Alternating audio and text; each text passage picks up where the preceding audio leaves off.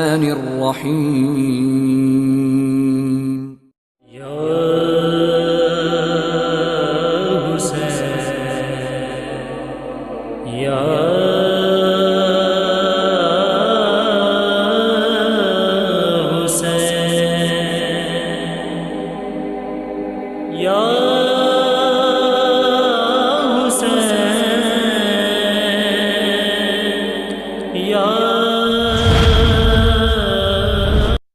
رجب 60 ہجری میں یزید کی جانب سے بذریعہ خط طلب بیعت کے وقت امام حسین اور عبداللہ ابن زبیر مدینہ میں موجود تھے۔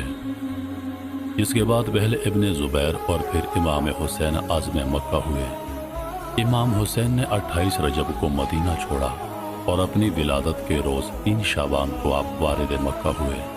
مکہ میں امام حسین کو کوفیوں کی جانب سے ہزاروں کی تعداد میں خط موصول ہوئے، جس میں امام حسین کو کوفہ آنے کی دعوت دی گئی تھی۔ بعض لوگوں کا بیان ہے کہ انہوں نے مکہ میں دیکھا کہ حسین بن علی اور عبداللہ ابن زبیر دونوں کھڑے ہوئے ہیں۔ ابن زبیر نے حسین سے کہا، یا ابن فاطمہ میری بات سنو۔ حسین ان کی طرف متوجہ ہوئے اور ان سے چپکے چپکے باتیں کی۔ پھر ہم لوگوں کی طرف مڑ کر کہنے لگے، تم سمجھے ابن زبیر کیا کہہ رہے ہیں؟ ہم لوگوں نے عرض کیا، ہم آپ پر فدا ہو جائیں، ہم کچھ نہیں سمجھے۔ حسین نے کہا کہ یہ کہتے ہیں، آپ مسجد الحرام میں رہیے، میں آپ کی نصرت کے لیے لوگوں کو جمع کروں گا۔ یہ کہہ کر حسین نے کہا، اگر ایک بالشت بھی اس مسجد کے باہر میں قتل ہو جاؤں تو واللہ میں اس بات سے بہتر سمجھتا ہوں کہ ایک بالشت بھر مسجد کے اندر قتل ہوں۔ بخدا اگر میں حشرات الارض کے کسی سوراخ میں بھی چھپوں گا تو لوگ مجھے وہاں سے نکالیں گے اور جو سلوک میرے ساتھ کرنا چاہتے ہیں کریں گے، اور واللہ مجھ پر ایسا ظلم کریں گے جیسا یہود نے روز سبت کیا تھا۔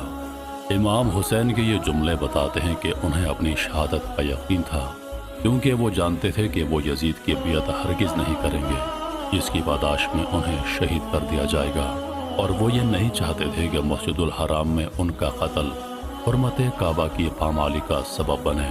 امام حسین کی فکر ان کی شہادت کے 3 سال بعد 64 ہجری میں اس وقت درست ثابت ہوئی جب یزیدی فوجوں نے ابن زبیر کو قتل کرنے کے لیے خانہ کعبہ پر منجنیقوں سے حملہ کیا، جس سے خانہ کعبہ کے غلاف میں آگ لگ گئی اور یزیدی فوجوں کی سنگباری سے کعبہ کی ایک دیوار بھی گر گئی۔ اسی لیے یزید کی موت کے بعد ابن زبیر کو خانہ کعبہ منہدم کر کے اسے دوبارہ تعمیر کرنا پڑا۔ امام حسین نے مکہ یوم عرفہ کے دن 9 ذی الحجہ 60 ہجری کو چھوڑا۔ جس روز آپ نے مکہ سے عراق کا سفر کیا 8 ذی الحجہ 60 ہجری تھی۔